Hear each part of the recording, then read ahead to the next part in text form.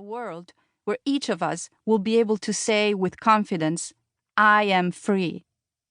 Thank you for being part of this journey. Ada Lovelace, mathematician.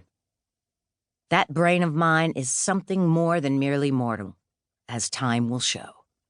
Born December 10th, 1815, died November 27th, 1852, United Kingdom. Once upon a time, there was a girl named Ada who loved machines. She also loved the idea of flying. She studied birds to work out the perfect balance between wing size and body weight. She tested out materials and tried out several designs. She never managed to soar like a bird, but she created a beautiful book full of drawings called Flyology, where she recorded all of her findings. One night, Ada went to a ball. There, she met a grumpy old mathematician named Charles Babbage. Ada was a brilliant mathematician herself, and the two soon became good friends. Charles invited Ada to see a machine he had invented.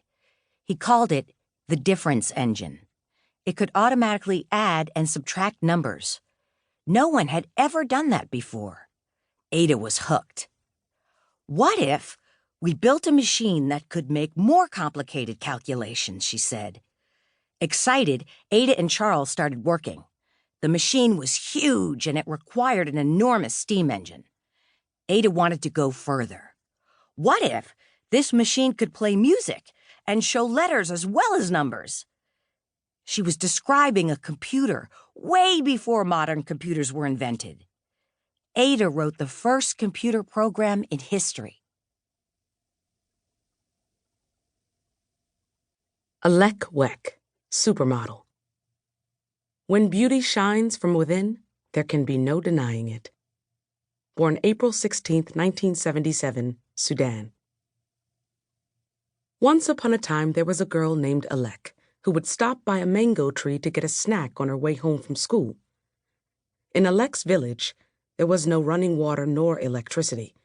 She had to walk to a well for drinking water, but she and her family lived a simple and happy life. Then a terrible war broke out, and Alec's life changed forever. As the warning sirens wailed over their village, Alec and her family had to run away from the fighting. It was the rainy season. The river had flooded, the bridges across it were underwater, and Alec could not swim. She was terrified of drowning, but her mom helped her to cross safely to the other side. Along the way, Alec's mom traded packets of salt for food and passports because they didn't have any money. They managed to escape from the war and made their way to London. One day, she was in a park when a talent scout from a famous modeling agency approached her. He wanted to recruit Alec as a model. Alec's mother did not want to hear about it, but the agent persisted, and she finally agreed. Alec looked so different from any other model that she instantly became a sensation. Alec wants every girl on the planet to know, you are beautiful. It's okay to be quirky. It's fine to be shy. You don't have to go with the crowd.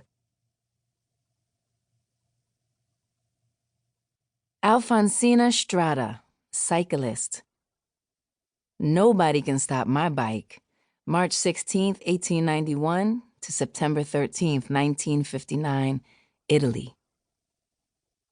Once there was a girl who could ride a bike so fast that you could barely see her.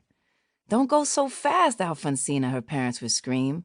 Too late, she had already whizzed past. When she got married, her family hoped that she would finally give up this crazy idea of becoming a cyclist. Instead, on her wedding day, her husband gifted her a brand new racing bike. They moved to Milan and Alfonsina started to train professionally. She was so fast and so strong that a few years later she entered the Giro d'Italia, one of the toughest races in the world. No other woman had ever attempted it before. She'll never make it, people said, but nobody could stop Alfonsina. The race was long and strenuous, with 21 day-long stages along some of the steepest mountain roads in Europe. Of the 90 cyclists who started out, only 30 made it across the finish line.